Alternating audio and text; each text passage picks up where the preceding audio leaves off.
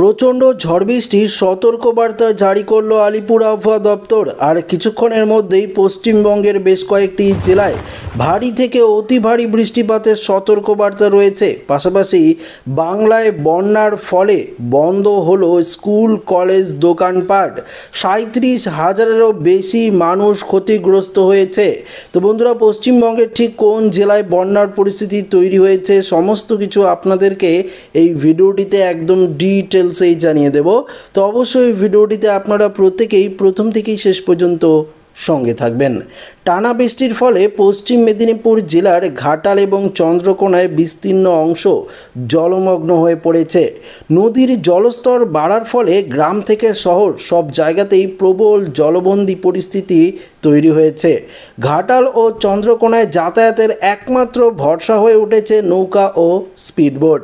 ঘাটাল শহর ও সংলগ্ন গ্রামের রাস্তাগুলি এক প্রকার জলের নিচে চলে গেছে।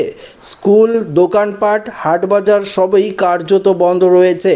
ঘরবন্দি বহু মানুষকে উদ্ধার করে নৌকায় করে নিরাপদ স্থানে সরিয়ে নিয়ে যাওয়া হচ্ছে।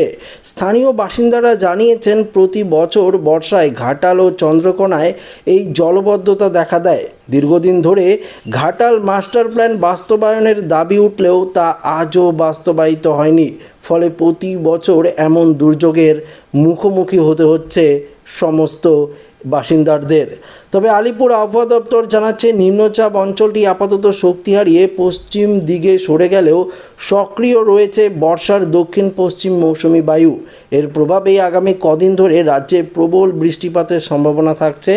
কলকাতায় রবিবার থেকে মঙ্গলবার পর্যন্ত চলবে বিক্ষিপ্ত বৃষ্টি, সঙ্গে বজ্র বিদ্যুৎ সহ 40 থেকে 50 কিলোমিটার গতিবেগে ঝোড়ো হাওয়া। কোথাও কোথাও এই গতিবেগ পৌঁছাতে পারে 60 কিলোমিটার পর্যন্ত। এদিকে দক্ষিণবঙ্গের হাওড়া, হুগলি, উত্তর 24 পরগনা, পূর্ব পশ্চিম বর্ধমান, ঝাড়গ্রাম, পুরুলিয়া, বাঁকুড়া ও নদিয়ায় ভারী থেকে অতি ভারী বৃষ্টিপাতের সম্ভাবনা থাকছে। বীরভূম ও মুর্শিদাবাদের রবিবার এবং দক্ষিণ 24 পরগনা ও পূর্ব পশ্চিম মেদিনীপুরে মঙ্গলবার সবথেকে বেশি পরিমাণে বৃষ্টি হবে। বিশেষ করে বুধবার থেকে দক্ষিণবঙ্গের কিছু জেলায় টানা বৃষ্টির আশঙ্কাও রয়েছে।